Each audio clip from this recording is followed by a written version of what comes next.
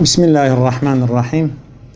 Elhamdülillahi Rabbil alemin. Ve salatu ve selamu ala Resulina Muhammedin ve ala alihi ve sahbihi ecmain. Çok kıymetli basın mensupları, hepinizi sevgiyle, saygıyla, muhabbetle selamlıyorum. Allah'ın rahmeti, bereketi, Hazreti Peygamber'in şefaati hepinizin üzerine olsun. Malumunuz olduğu üzere 2025 yılı Sayın Cumhurbaşkanımız tarafından aile yılı olarak ilan edilmişti. Bu sene Mevlid-i Nebi haftasını bir hafta değil de bir yıl boyu çeşitli etkinliklerle kutlanmak ve bu etkinliklerimizi siz basın mensupları aracılığıyla tüm Batmanlı hemşehrilerimizin idrakine sunmak ve onları bu etkinliklere davet etmek ve bu etkinliklere ortak etmek için huzurunuzda bulunuyorum.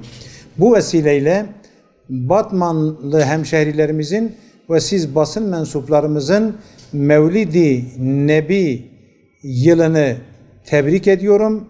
Hoş geldiniz, sefalar getirdiniz diyorum. Çok kıymetli basın mensupları, malumunuz olduğu üzere daha önceki yıllarda Mevlid-i Nebi programı bir hafta boyunca Hazreti Peygamber sallallahu aleyhi ve sellemi anlama, anlatma ve onun sünnetini hayatımıza tatbik etme bir hafta boyunca milletimizin idrakine sunuluyordu. Ancak bu yıl Diyanet İşleri Başkanlığımızca Hazreti Peygamberimizin Hicri 1500 yılı Mevlid-i Nebisi olması hasebiyle bir yıl boyunca Hazreti Peygamber sallallahu aleyhi ve sellemi çeşitli etkinliklerle anmak ve Hazreti Peygamber sallallahu aleyhi ve sellemin aile ahlakı temasıyla bütün yıl boyunca milletimizin idrakine sunmak için bir geniş çaplı bir program hazırlamışız.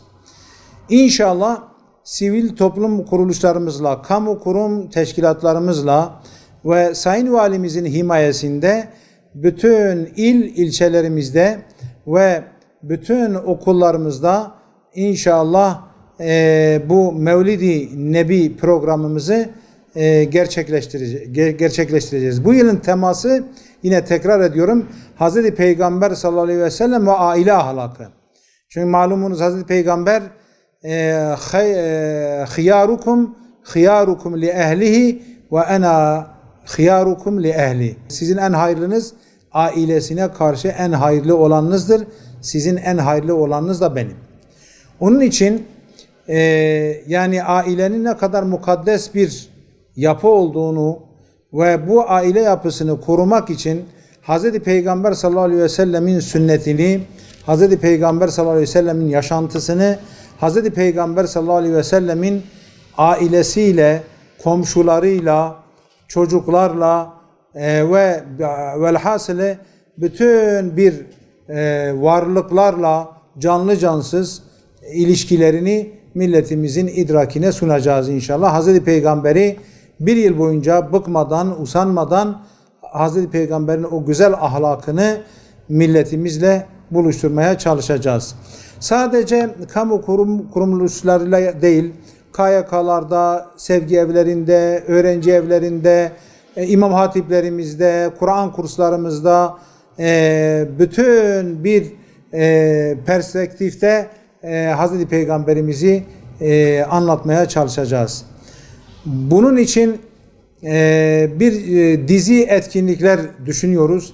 İnşallah yarın zaten malumunuz olduğu üzere Rabiül Evvel ayının 12. gecesi Hazreti Peygamber'in Mevlid-i Şerifini Necat Nasıroğlu Külliyesi'nde inşallah orada idrak edeceğiz. 10 Eylül Çarşamba günü de Diyanet İşleri Başkanlığımızdan çok kıymetli bir misafirimiz olacak. Diyanet İşleri Başkanı Yardımcısı Doçent Doktor Burhan İşleyen hocamız buraya gelecek, ana programımızı onunla inşallah yapacağız.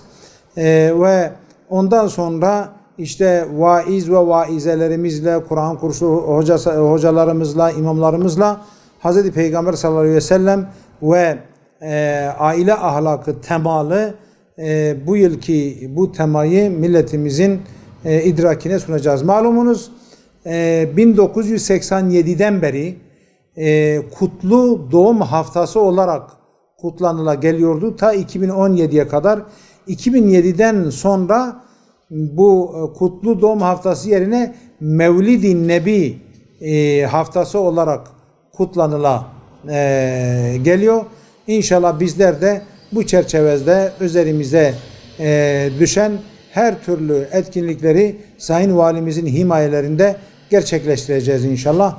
Rabbim Hz. Peygamber sallallahu aleyhi ve sellemin ahlakıyla ahlaklanmayı, Hz. Peygamber ailesine karşı nasıl nazik, kibar bir hayat sürmüşse Hz. Peygamber'in o ahlakını Cenab-ı Allah bizlere de nasip eylesin. Ben bu vesileyle yine Batmanlı hemşehrilerimizin Mevlid-i Nebisi'ni tebrik ediyorum. Onları Cenab-ı Allah'a emanet ediyorum ve onları bütün etkinliklerimize davet ediyorum şimdiden. Cenab-ı Allah hepimizi Hz. Peygamber'in şefaatine nail eylesin diyor.